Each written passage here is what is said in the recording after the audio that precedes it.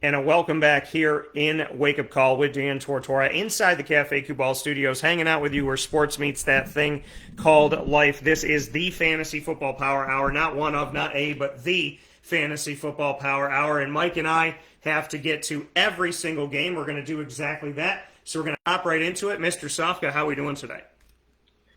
Hey, I'm doing great. How are you, Dan? Doing very well. Mike, we got Thursday, Saturday, Sunday, and Monday games. 4 days of games. I tell people all the time, those Saturday ones sneak up on you. Make sure you set your lineup and ready. Let's go to Thursday here. Kansas City at the Chargers. What do you got? Yeah, this is going to be a good game to watch. I'm real excited for this one. But, of course, you got Patrick Mahomes as a guy you have to play. You know that. He's number 4 on the rankings. And looking for Justin Herbert, well, there he is right next to Patrick Mahomes at number 5 on the rankings. So look for a productive quarterback play in this one. And, well, you got to talk about the running backs here as well. Austin Eckler, top 10 all year, top 5 when he's healthy. Austin Eckler, number 7 on the ranking. And well, Clyde Edwards-Helaire a little further down, number 18. And looking at the wide receivers, Tyreek Hill, of course, top 5, top 3 all year long. Keenan Allen, when he's healthy, he's there as well. He's number 6 on the rankings. And Mike Williams has really come on this year, number 16. And, of course, when we're talking Kansas City, you have to talk Travis Kelce, number 3 on the rankings here, and Jared Cook, number 18. Looking at this game, even though it's in L.A., I'm going to take the Chiefs on the road. Yeah, Chiefs, obviously, I think at this point in the season, this is where we're going to start maybe seeing them return to what we were hoping for. I have a good feeling about the Chiefs moving forward here at this point. Pat Mahomes, Clyde Edwards-Helaire worth playing, Tyreek Hill as well. Byron Pringle has stepped up but hasn't done a ton in fantasy. He is there, though, if you got to go really, really deep and you got to grab somebody as a late flex. Travis Kelce, obviously worth the play. On the Chargers side of things, Justin Herbert throws a great ball, done some good things, and I feel good enough about putting him out there like Mike was talking about. Austin Eckler, if he's able to go, he was limited in practice with an ankle injury, so just watch that. And then Keenan Allen and Mike Williams, I agree with you. Mike Williams doing some good things. He was limited with a heel injury, so watch on that. And you got some banged-up tight ends, so I'd probably stay away from that. I'm going to go with Kansas City as well to win this matchup in this week of fantasy football. Mike, next one up, we have Saturday games. The Vegas Raiders at the Cleveland Browns. Interesting day to have a game. Interesting game to have with the Raiders and the Browns facing off. Well, it's going to be real interesting. Being 8 Browns and the head coach probably won't make the game, testing positive for COVID, including Baker Mayfield. So Baker Mayfield, the coach, Jarvis Landry, Wyatt Teller, and Drew Forbes, 2 offensive linemen, tight ends Austin Hooper and Ross Travis, wide receivers JoJo Natson and defensive end Terrace McKinley, and offensive tackle Jared Willis. So I would stay away from a lot of Browns players just because of what's going on, and you never know, they could add more to this list. The protocols are a mess, so I just really don't even know where to begin with Browns. But on the Vegas side, Derek Carr checks in at number 19. They're saying that Nick Mullins would be the backup. According to the depth chart, it shows something different. It shows Case Keenum, but we'll just have to see. So I wouldn't suggest a quarterback play in this one. Looking at the running back situation, well, Nick Chubb is a guy to have, of course, but not sure if it doesn't look like Kareem Hunt is going to make this game. So no Kareem Hunt. That means an uptick for D'Ernest Johnson. D'Ernest Johnson, you probably put him in there as like a flex player for you. Looking at the wide receiver thing again, Jarvis Landry's out, so I'm not sure who else I'm playing from Cleveland. Looking at Vegas, Hunter Renfrow has been the man. He has stepped up when Henry Ruggs, had that tragic situation there. So I would definitely play him. He's a wide receiver 1. And going over to the tight end position again, not sure that I'm playing a tight end from Cleveland. Maybe a David Njoku, if he's healthy enough, he would check in at number 11 on the rankings. Darren Waller, watch the injury report, watch the Friday practice for him. He's number 14, but we still may see some Foster Moreau peppered in there as well. And I'm going with Vegas just because of the COVID outlook. Yeah, this is an unfortunate part, and we think that we're through it, and then something happens like this. Blessings, prayers, and hopes that everyone that needs to heal heals, and that we stop hearing about people getting it, people stop getting it, and that we can move forward. Not just stop hearing about it, but that people don't have it and we can move forward from this pandemic and be safe and healthy and happy. That's my prayer for everybody to the Almighty God, because that to me is important than anything, including football. On the Raiders side of things, Josh Jacobs, worth putting out there. Hunter Renfrow, worth the flex. Darren Waller, watch on that, like Mike said, due to injury. And then outside of that, Nick Chubb right now, it's looking like he will be able to potentially get out there. I mean, Jarvis Landry, so many people on here. I mean, watch the Chubb scenario. If Chubb is able to go, then that's where I would put my bread and butter for Cleveland. But I'm going to agree with Mike, and I'm going to pick the Raiders because not only are there going to be guys off the field for Cleveland, but, I always talk about the locker room and how that stuff can affect you.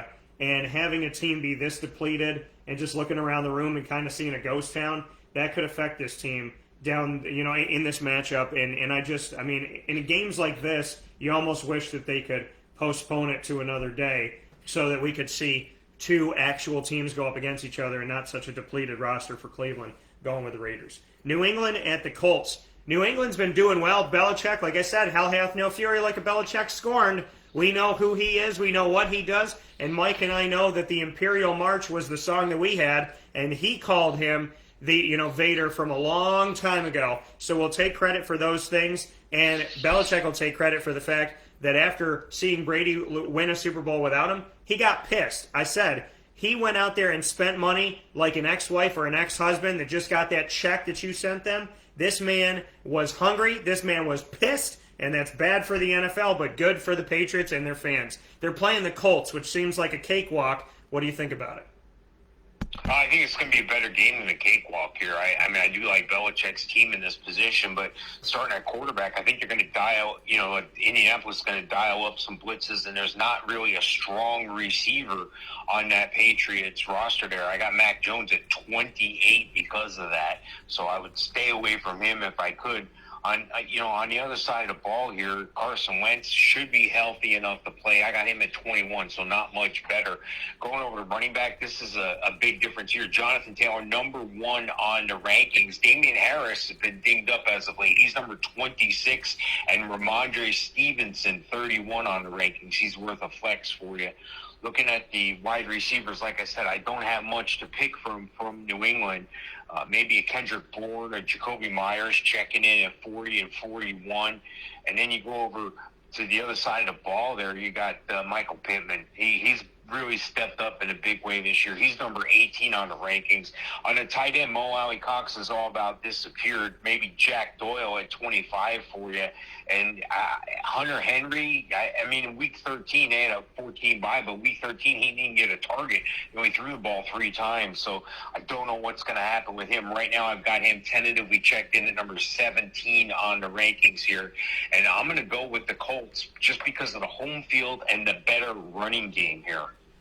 Yeah, this one is definitely, I said cakewalk in the sense of it always seems to go in favor of the Patriots. That's not to take away from the Colts. It's not to take away from Jonathan Taylor and what he's been able to do and leading the nation with touchdowns. There's almost 20 rushing touchdowns this season, just a little bit above James Conner at Arizona.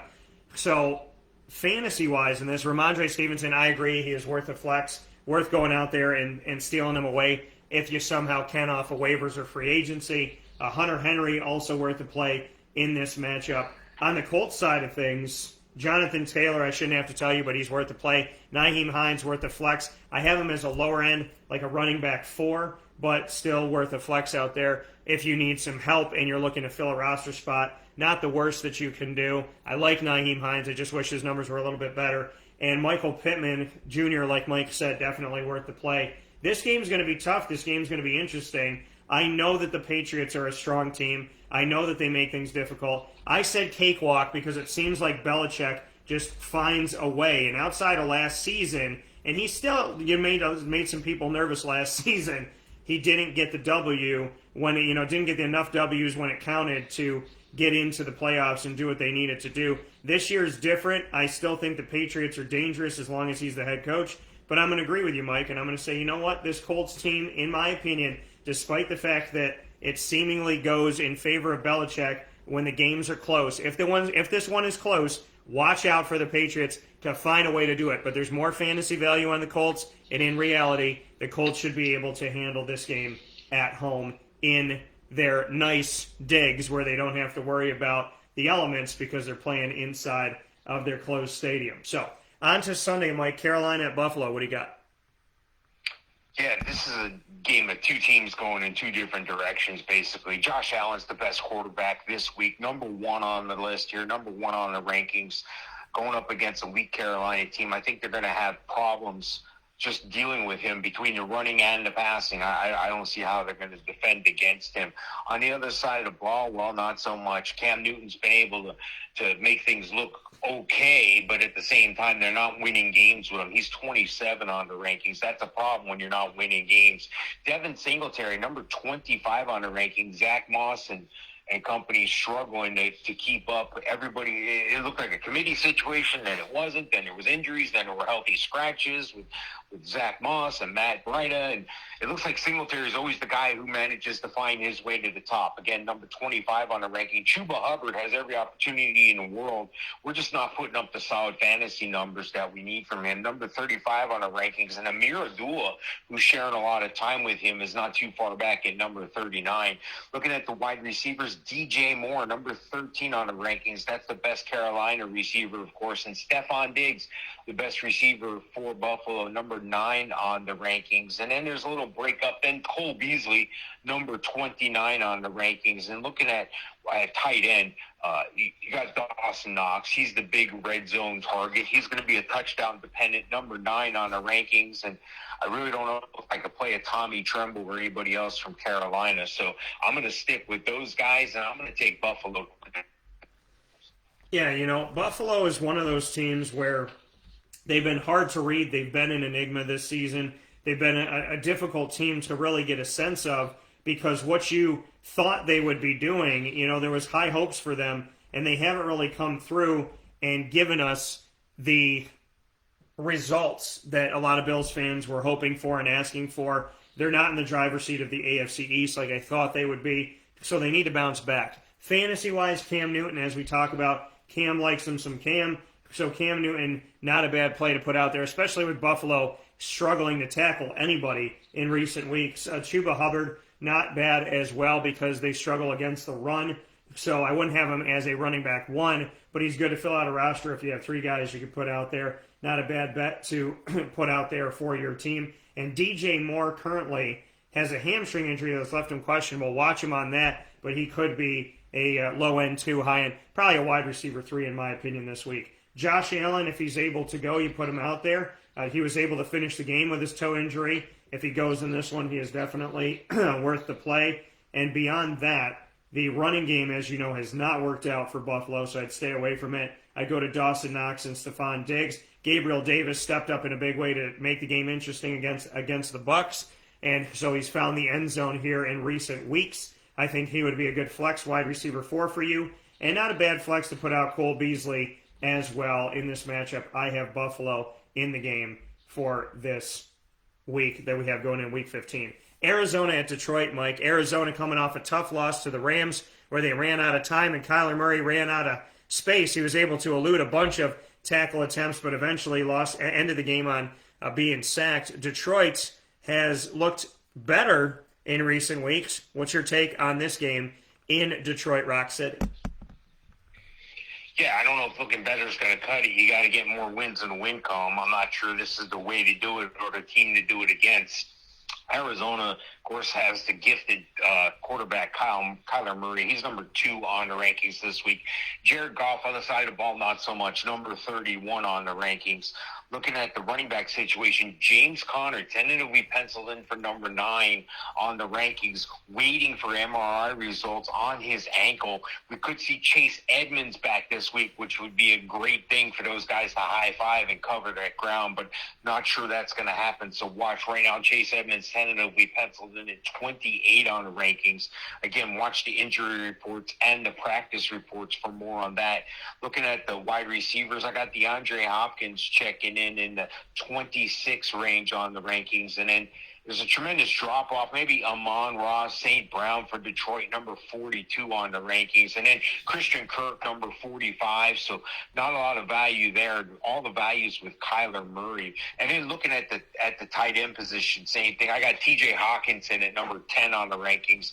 Nobody really from Arizona that I can play. And I glossed over the running backs from Detroit because they're having a problem there. They can't get anybody to stay healthy or step up. Swift and Jamal Williams. Jamal Williams fighting to get back. Looks like Craig Reynolds may be the guy. He's probably out there.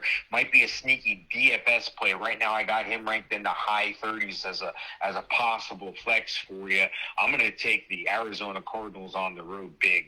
Yeah, I got the Arizona Cardinals in this one as well. They've shown me a lot. I think the Rams and the Cardinals would be a great way to end the NFC and see who makes it to the Super Bowl this year.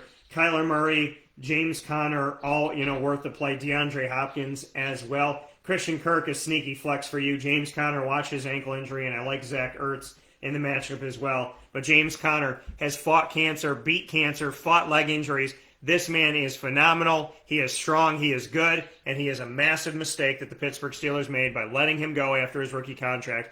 1 year, $1 million with Arizona, and he's the second leading running back in the country in rushing touchdowns this season. So definitely James Conner if he's able to go. On the other side for Detroit, there's not a lot to write home about. TJ Hawkinson is a low-end one if he's able to play. And outside of that, I really wouldn't play anybody on Detroit. I like Arizona's defense and special teams in this one as well to get some sacks on Jared Goff. The Jets at the Dolphins, Mike, what do you got?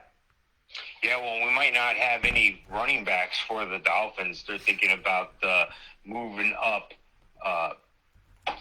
Duke Johnson from the practice squad here. They got 3 players tested positive for COVID at running back, so it's not a good situation there either. So, again, watch these reports. Friday is the indicator. Friday will tell all. So see about that on Friday. These guys got chances to play. They can retest, and I don't know. Look up the protocols. It's a mess right now. But going over to quarterback, I'm not playing neither one of these guys. Zach Wilson is at number 30 on rankings, and I have Tua at number 10. You would say, Mike, you just said not playing any one of these guys.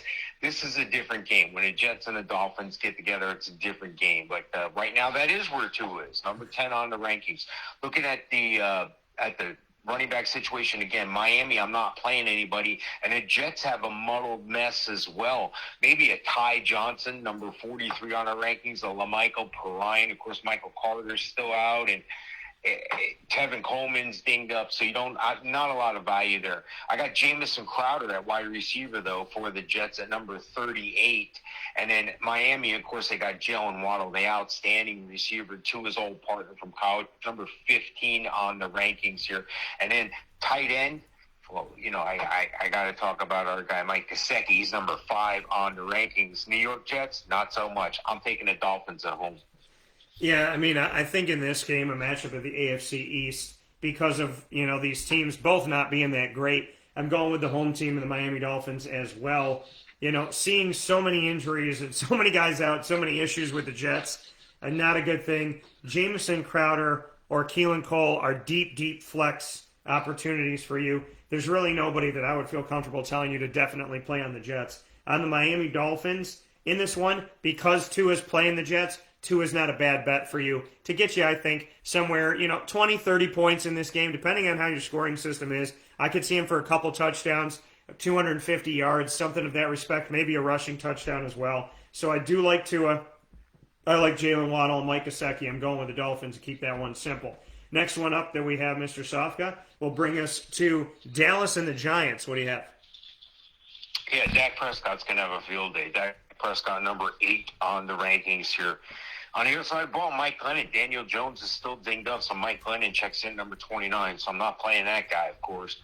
Looking at the running back situation, Zeke hasn't had a Zeke Elliott-type year. Tony Pollard's dinged up. That might help Zeke get some more touches, but I don't know if more touches is the answer. I think more effective touches, better performance. I can't pinpoint it, but Zeke is not Zeke this year. He's number 11 on the rankings, and Saquon Barkley's still struggling to get back from injury. He's number 14 on the rankings. Looking at the wide receiver situation, Dallas has two really good ones. CeeDee Lamb, number 8, and Amari Cooper, number 23 on the rankings. Sterling Shepard, number 31 on the rankings for the Giants. Not sure I can play anybody else from the Giants. Kadarius Toney be the only other guy, but he's dinged up. Looking at the tight end situation, not sure I'm really excited about starting a tight end from either one of these teams. Maybe a touchdown-dependent Dalton Schultz, number 7 on the rankings. You got to understand, when I'm talking about tight ends, the guys that excite me are in the top 5, and then the top 5 consistently. And if you don't have one of those guys, it's almost a crapshoot. But, hey, that's why we do what we do here. I'm going to take Dallas on the road. Yeah, I got Dallas in this one. Dallas coming off of a nice win against the Washington football team, and now going into this matchup, also in the division of the NFC East. Let's see if Dallas can do something what they don't do. Let's see if they can do what they typically don't do in a season, which is finish. Dallas, Dak Prescott, Zeke Elliott, both worth the play in this one. I think Zeke has kind of relegated himself to a running back too because of where he's at. And Tony Pollard has a foot injury right now, so that can help out Zeke a little bit more on the field. Hopefully Tony gets better if he's able to go. He's a deep flex for you and a good handcuff. CeeDee Lamb and Amari Cooper both worth the play, and I like Dalton Schultz finally showing up this year. Outside of that, Saquon Barkley is a lower-end running back too. That's where he is right now, and I think when his rookie contract's over, he's over with the New York Giants. I'm going with the Dallas Cowboys in this matchup, and I don't think it's going to be close. With that being said, well, and now it is going to be close. So I should go back in time and say I'm picking the Dallas Cowboys and not saying that. But, I could see this game being in the 30s for the Cowboys and in the teens for the Giants. Next one up, Washington at Philadelphia. What do you got? Yeah, well, what I don't have is a quarterback on this game here. I'm not real excited about the Washington and Taylor Heineke. He's been doing some great things. I'm just not happy with him in this game here. I don't think it's going to be a great game for him. On the other side of the ball, Jalen Hurts seems to always put up fantasy points. He's number 6 on the rankings here. Going over to running back, well, Antonio Gibson's basically been playing on a broken leg. He's got a fracture in his shin. Somehow he's been able to play through this. He's number 15 on the rankings. Every time I try to discount that guy, he proves me wrong. So, again, number 15 on the rankings. You got to go down to number 32 to find a Philly running back, Miles Sanders. They got a mess. They've had a committee situation, but these guys are rotating being hurt. Boston Scott, Jordan Howard. So, that's the only guy I would really play, Miles Sanders. Going over to wide receiver, Devonta Smith, the highest ranked wide receiver for Philly for me, number 32 on the rankings. And Washington's got Terry McLaurin. I like him a lot. I'm not sure that he's going to be healthy enough to make it in this game, though. So watch the injury report. Number 30 on the ranking as of now. Looking at the tight end position, again, I'm not real excited about a tight end for either one of these teams, but I'll take Dallas Goddard at number 6. Again, you got to be top 5 or better to make my book here. Number 6 on the rankings ain't bad, though. I'm going to take Philadelphia at home. Yeah, this game is going to be a good one because I think Philadelphia has shown some good signs, but have been inconsistent, and Washington has been that kind of fly in everybody's ear that makes life difficult. Here's the thing, though. With Taylor Heineke injured and Ryan Fitzpatrick injured, that leaves Kyle Allen, who's not a bad quarterback. I covered him when he was at Houston with the Cougars. But if Taylor Heineke is able to play, that's obviously, in my opinion, going to bode better for Washington getting a dub in this one. So he has a knee injury. Watch on that. Antonio Gibson, worth the play in this matchup. Terry McLaurin is questionable coming off a concussion. So really, it's Antonio Gibson on Washington, and that's it. For Philadelphia, Jalen Hurts is hurt. And so we'll see where he is here in his ankle injury that's left him questionable. If not, Gardner Minshew could come back out there and have some fun. Half the running backs on the roster for Philadelphia are injured. Miles Sanders, ankle injury. Jordan Howard, knee injury, left them both questionable. Boston Scott, Kenneth Gainwell now become more relevant. Probably Boston Scott more so. He's a late flex to throw in there as like a running back 4. Devonte Smith and Dallas Goddard. I say Devontae's worth the play. Dallas Goddard, lower end, tight end 1 like Mike had outside of the top 5.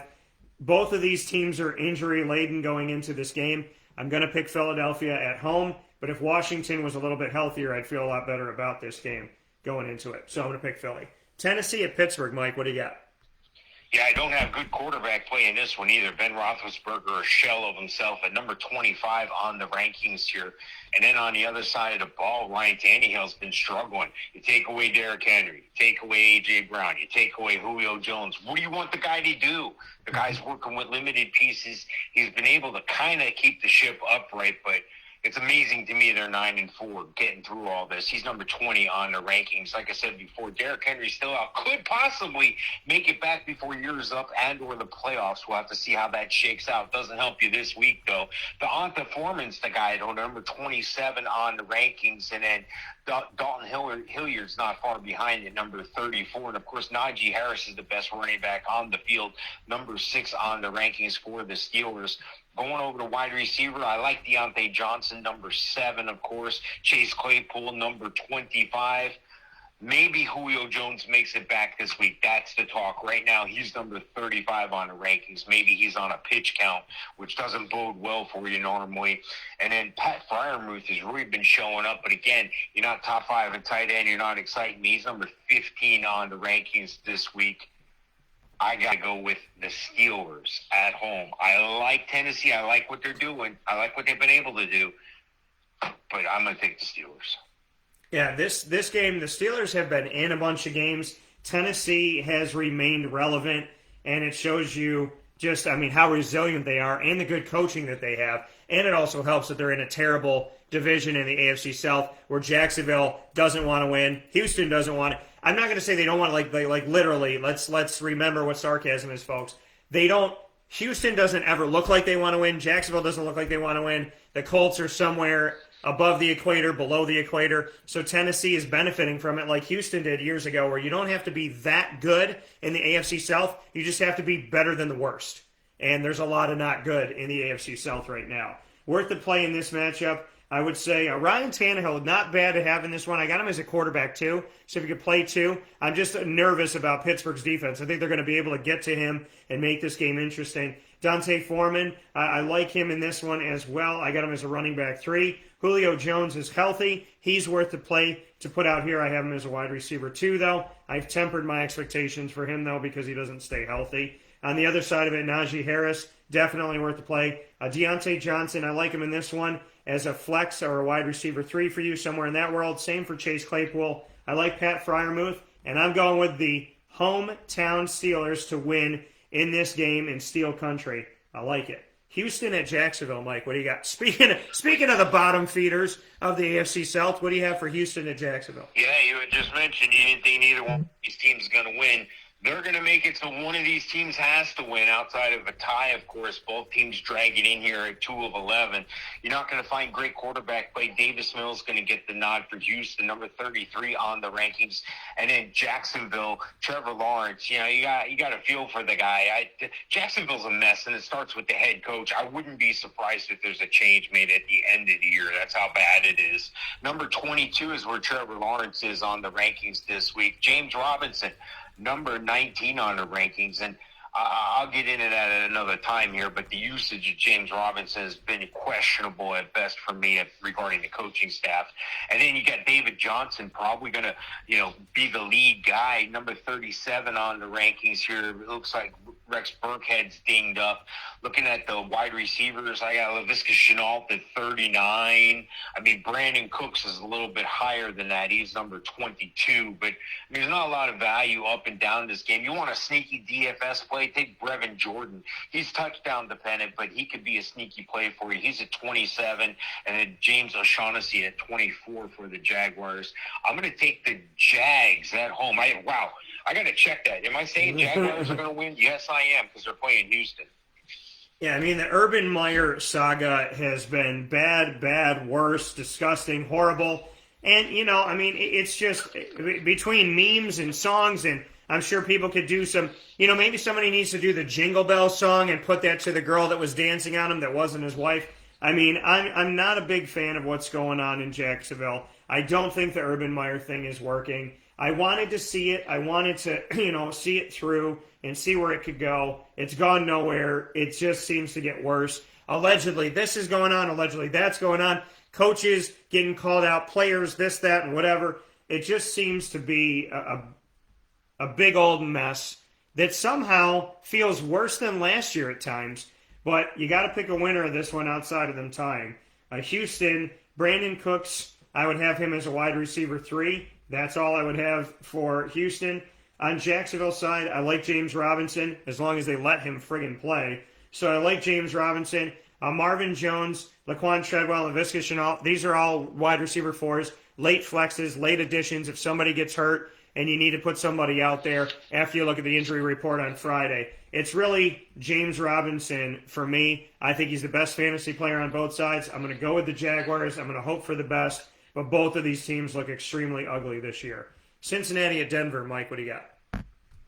Yeah, it's going to be an interesting game because I like Joe Burrow. I want to see him do well. He's been struggling as of late, so is the team.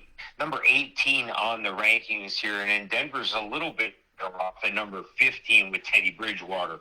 Looking at the running back situation, well, you know, when you talk about running backs, you're going to talk about Joe Mixon. He's always up there in the RB1 category. At the bottom of RB1, number 12 this week. And then looking on the other side of the ball for Denver, Javonte Williams, number 20 on the rankings. Melvin Gordon still dinged up, number 23 on the rankings. Looking at wide receiver, this is a different situation here. I think both teams are tough. Injuries and due to just a lot of other outside things here, they're ranked up and down all over the place. Jamar Chase is really impressed this year. He's number 14 on the rankings. This is one of the lowest rankings I've had for him all year, number 14. So he's been having a solid year. And on the other side of the ball, I got to go with Jerry Jeudy, who should be fully back this week, number 28 on the rankings. There's a tremendous drop-off after that. Maybe a Tim Patrick or a Cortland Sutton possible flex for you, but that's a long shot at best. Looking at the tight end position here, Noah Fant, number 16 on the rankings. And then for Cincinnati, maybe a C.J. Uzomah is at number 20 on the rankings here. I'm going to go with Denver at home in a close one. Yeah, this game is going to be good because I thought last year Denver was pretenders, but this year they've done some things to make me think that they could actually make life interesting and eventful, not just in their division, but in the AFC in general. So I do like some of the stuff they've been putting out there this year, and I think that there's some good to be had. And they're a team that I find myself picking more often than not in some of these recent weeks. Cincinnati-wise, I like Joe Burrow, Joe Mixon, Jamar Chase, T. Higgins, as he's kind of fallen to a lower-end wide receiver too, but I still like him. C.J. Uzomah, a lower-end tight end 1. A lot of fantasy value on Cincinnati. On Denver's side of it, I like Teddy Bridgewater, but I put him behind a Joe Burrow. I have him as a low-end 1, high-end 2 at quarterback. Javonte Williams I have out there to start. Jerry Jeudy as well. Noah Fant as a lower-end tight end 1. And Cortland Sutton, it's unfortunate that he's been quiet. But I would say that for me, for Cortland, I agree with Mike. He's a wide receiver 4 right now, but I feel like he's more capable than that. I just have to be honest about where things are at. So with that being said, I'm going to pick Cincinnati. Mike's picking Denver. We picked the same teams all the way through until we got to this matchup. And Mike doesn't see my list before the show, and I don't see his. So sometimes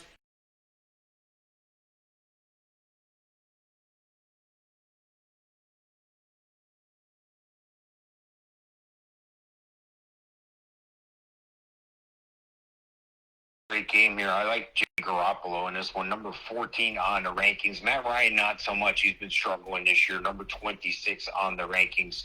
Going over to running back, Elijah Mitchell seems to be the guy that you can always fall back on as long as he's healthy.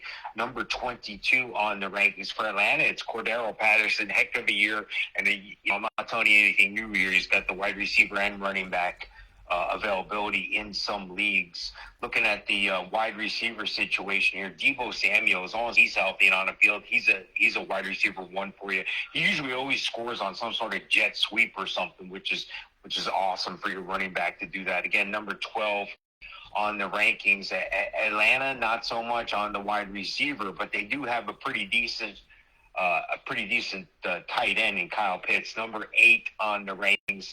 San Fran has a pretty decent tight end, too. Number 4 on the rankings is George Kittle. I'm going to take San Fran at home. Yeah, and we got a question that came in here, so I'm going to make sure that we get to that in just a minute. Atlanta shocked me that they came out with a dub. I mean, I know Carolina's up and down and around the corner, and they had this weird and wily world where they let go of Cam for over a season and then brought him back in. So things have been strange in Atlanta, but things have been strange in Carolina too. And Atlanta was able to get that victory.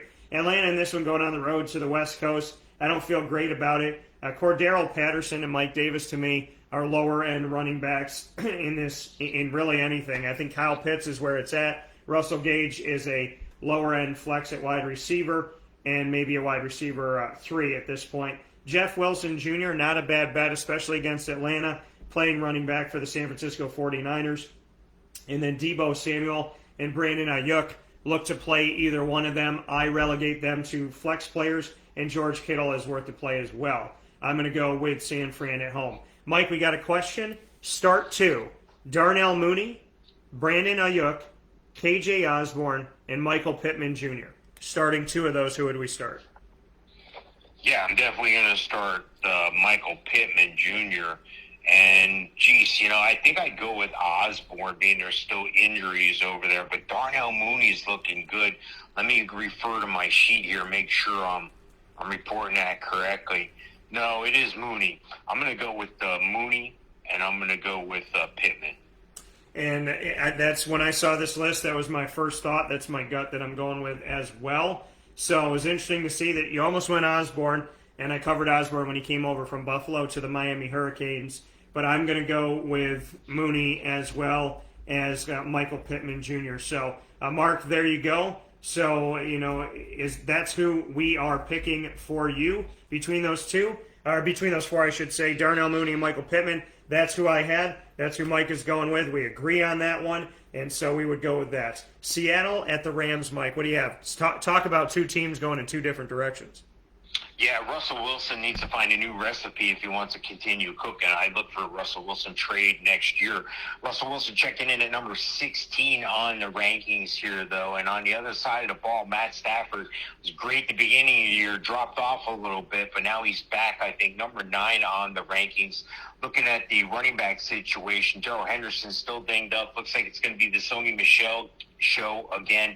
Number 17 on the rankings in Seattle.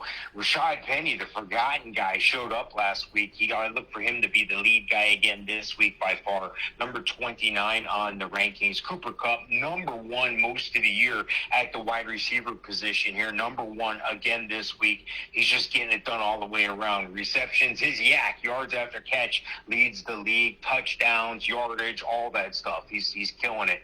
And then on the other side of the ball, Tyler Lockett and DK Metcalf trying to get back up the chart. They're at number 19 and 20 respectively. Looking at the tight end position, really nothing exciting, nothing jumps out at me from either team. All the way down to number 23 is Gerald Everett on the rankings here for Seattle. So looking at it, because Tyler Higbee is dinged up, he's out. Here's the deal. I'm not sure that I can play a tight end from the Rams, but I am sure the Rams are going to win.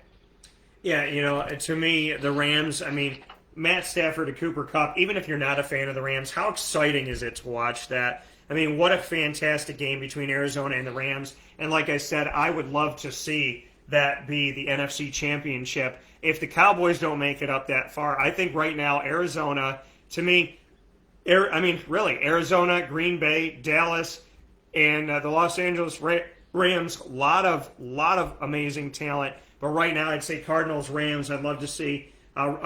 We see that twice a season. I'd love to see it 3 times if the Cowboys don't make it, because I got some hope for them boys. So we'll see what they do. So that being said, for Seattle, Rashad Penny's back, Alex Collins. It's hard to pick anybody in the backfield for Seattle. They've been so up and down and around the corner. The Rams are going to harass Russell Wilson, so you got to look out for that as well. I think there's better quarterbacks to play for you. DK Metcalf and Tyler Lockett, hard to keep them off. They do dip down a little bit because of the state of Seattle, but I do like Lockett and DK. It's hard to tell you not to play them. Matt Stafford, worth to play. Cooper Kupp, worth to play.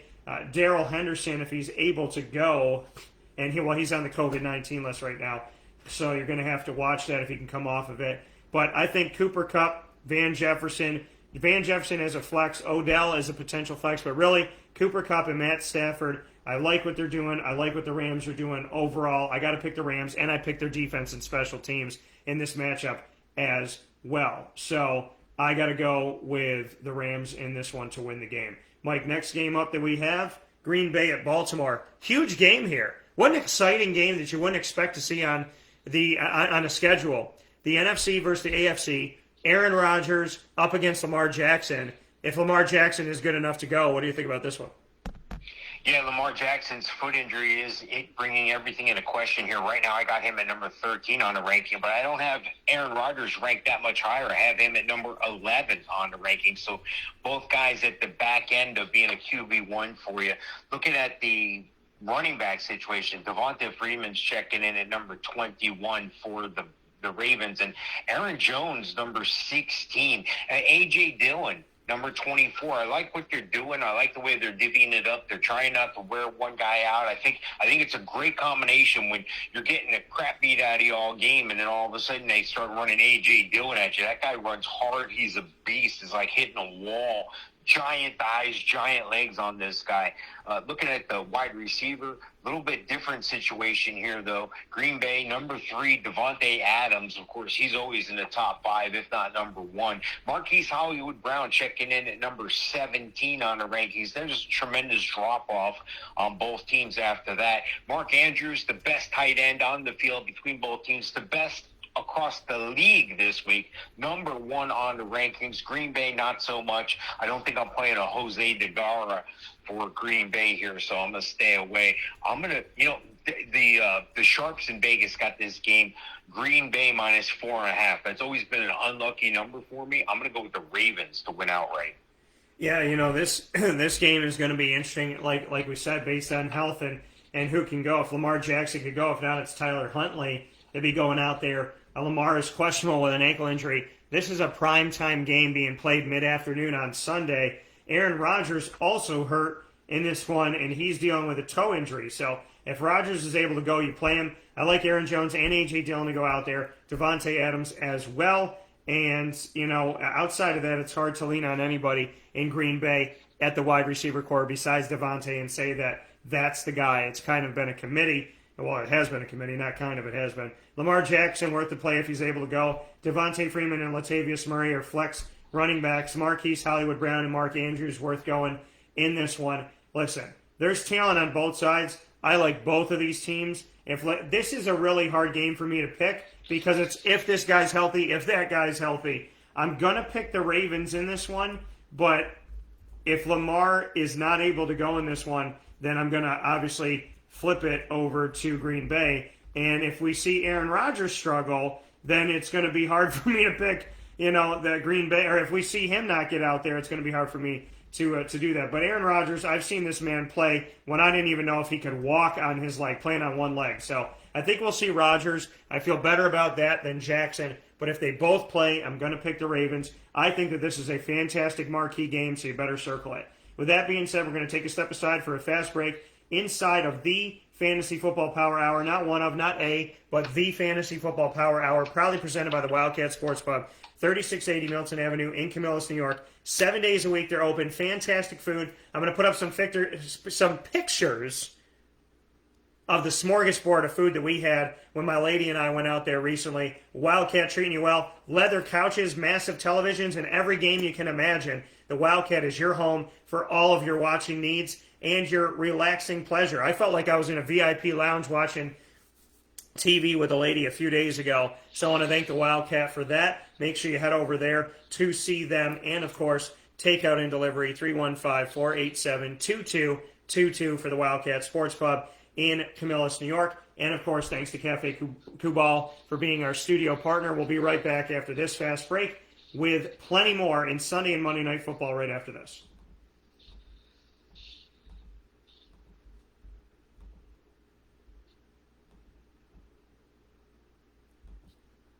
Carvel DeWitt, it's what happy tastes like. Do you know why? Why? Because we make ice cream. Creamy, rich, flavorful ice cream. Not yogurt or iced milk like some of our competitors. Ice cream. Fresh, by hand, daily. For the calorie conscious, we have something new for you. Our new Carbolite. Same great flavor, creaminess, and texture of our regular ice cream with only 35 calories an ounce. So whether you want an ice cream cake, flying saucer, dasher, carvalanche, hard or soft ice cream, we will satisfy your craving with our fresh, handmade regular or new Carbolite ice cream. Carbo to win. It's what happy tastes like.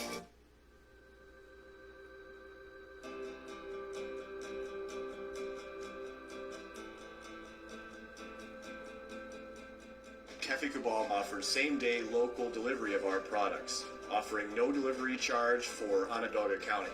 Shop cafecabal.com for fresh roasted coffee beans, cold brew, travel mugs, and all your essential Cafe Cabal needs. Cafe Cabal, coffee for the soul.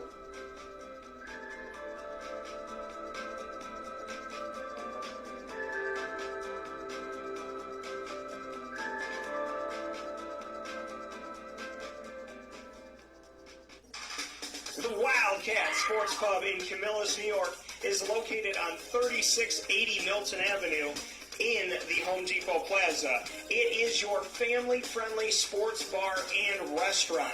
Folks, some sports bars aren't family-friendly. Some family-friendly restaurants are not sports bars. The Wildcat Sports Pub in Camillus, New York is proud to be both. It is that marriage that you've been looking for years. The Wildcat Sports Pub is your home base for your sports bar and restaurant needs, games for the kids, indoor and outdoor activities, and enough things on the menu to come back every single week and get to try something new. They're open Sundays from noon to 8 p.m., Monday through Wednesday, 11 a.m. to 11 p.m., and Thursday through Saturday from 11 a.m. to midnight. For reservations and party information, call 315-487-2222 for the Wildcat family-friendly sports pub and restaurant.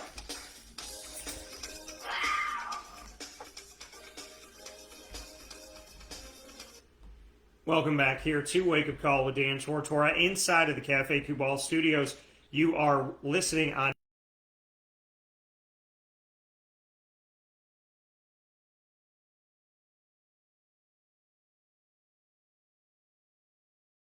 .com/wakeupcalldt and Facebook.com/live-now-DT. Here inside of the Fantasy Football Power Hour, not one, not a, but the Fantasy Football Power Hour with Mr. Mike Sofka and myself, Dan Tortora. We got a couple games left to go, Sunday and Monday night.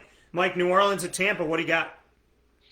Yeah, Tom Brady's been performing really well all year, and of course he's got that great cast of characters around him, so how couldn't he? Number 3 on the rankings this week, and then, Taysom Hill isn't a bad guy to have for fantasy. I've been preaching him up, and, he was still available at the beginning of this week in about half the leagues. He's available in a lot, so go see if he's out there. He might carry you through your championship.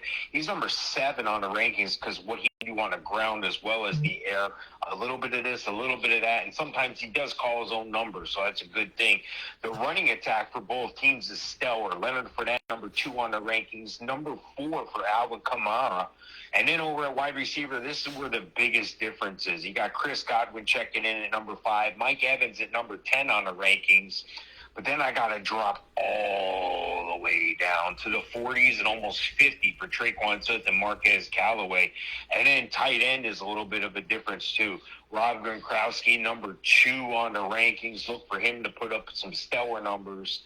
And then, well, not so much for New Orleans. Not going to really start a Nick Vannett at 26 on the rankings here. I'm going to go with the Bucs at home. This might be a sneaky game to play the under in with both running attacks and almost no air attack from the Saints. I'm going to take the Bucs at home. Yeah, it's hard to go against the Bucs, especially. The reality of it all is what they've done. I mean, I know they've had some losses this year, but they, like Bill Belichick, as the season comes down the stretch, Tom Brady, Bill Belichick, they know how to endure. They really just outlast other teams. Taysom Hill, Alvin Kamara are the ones to play for the Saints. Like Mike said, the running game is what you lean on. Tom Brady, Leonard Fournette, Mike Evans, Chris Godwin, and Rob Gronkowski worth the play on the other side for Tampa Bay. And with a longer list and I think more out there, I'm going with the Bucs to win Sunday Night Football and move forward. Final game, Mike. Minnesota at Chicago. for Monday night. What do you got? Yeah, this is going to be a really good game. I think it's going to be a better game than what people are thinking about. Oh, the Bears, the Vikings, neither one of them have a winning record. I think Minnesota is going to show everybody who they really are in this game. They got to because their coach is in trouble. Kirk Cousins, number 12 on the rankings here. Justin Fields, number 17. Looking at the running attack, Dalvin Cook, number 3 on the rankings. As long as this guy's healthy, he's always going to be up there in the top. And then David Montgomery's been having a good year again when he's healthy as well, number 8 on the rankings. This is where there's a little bit of separation. Justin Jefferson, number 2 on the rankings this week.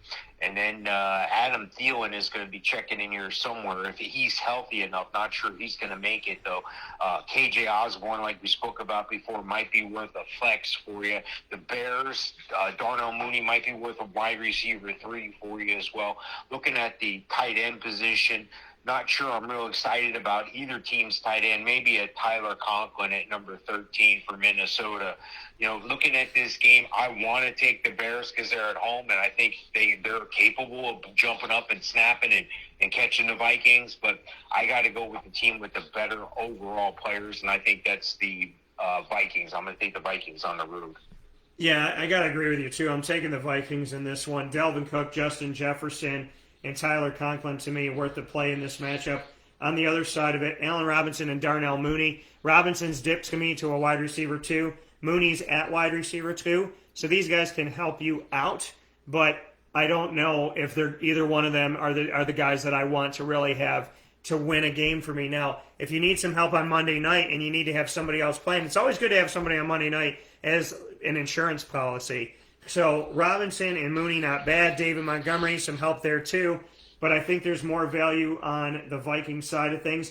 I like Jefferson and Cook. Definitely Conklin, starting to like him, here in these coming weeks. I've been talking with you about playing him. So I'm going to go with the Vikings in this matchup.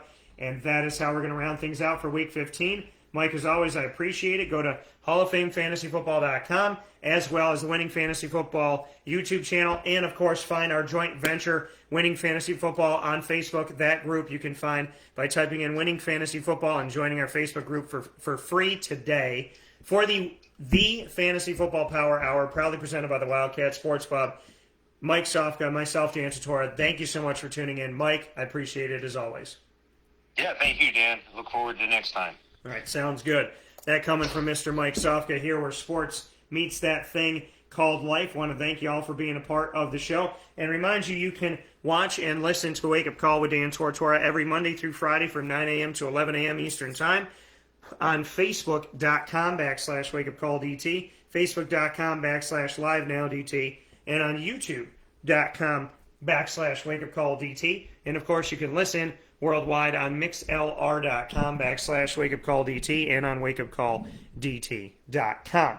With that being said, I implore you to go and check out our archives, and we have 2 National Signing Day specials that have already been uploaded and are there for you. So check those out right now this morning, as 2022 incoming freshman wide receiver Donovan Brown from Maryland, as well as 2022 incoming safety from Michigan, Mr. Cornell Perry. 2 specials there for you on Wake Up Call with Dan Tortora. You can find those on Stitcher, TuneIn, Podbean, iHeartRadio, iTunes, and Apple Podcasts, YouTube, Spotify, and MixLR. All you have to do is go to any one of these platforms and search Wake Up Call with Dan Tortora or Wake Up Call DT as one word, including our National Signing Day specials. And a big thanks to our Central and Upstate New York partners, Cafe Cubal, Carvel DeWitt, the Wildcat Sports Pub, Ma and Pa's Kettle Corn and Popcorn Factory, Progressive Dental, Avicoli's, Canine Camp Dog Daycare, Chick-fil-A Cicero, and Chick-fil-A Clay, Canine Campground Dog Boarding, the Millhouse Market, Lemoyne Dolphins, Pizza Man, Honda City of Liverpool, PB&J's Lunchbox, Victory Sports Medicine and Orthopedics, and Mother's Cupboard for all that they do in our community. Support them today and find out more on each of them by going to wakeupcalldt.com and clicking on any one of their logos on our homepage. Wake Up Call with Dan Tortora is also the proud multimedia marketing partner of the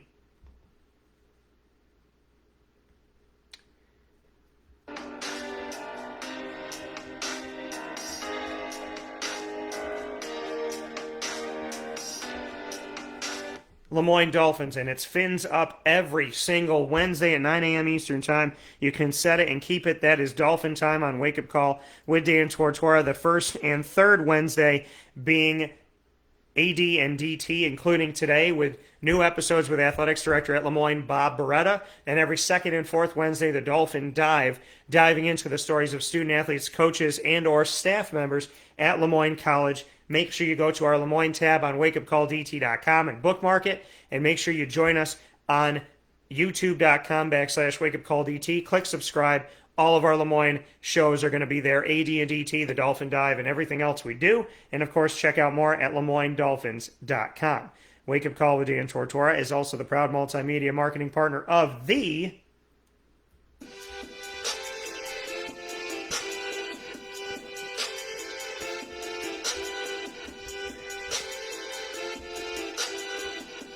Marywood University Pacers. Find Marywood University specials with us here on Wake Up Call with Dan Tortora. You will find those on Fridays to round out our shows on Friday morning. And, of course, you will find the archive of these shows by going out to youtube.com/wakeupcalldt and clicking subscribe. And, of course, going to our Marywood tab on wakeupcalldt.com. Find out more information by going to Marywood Pacers.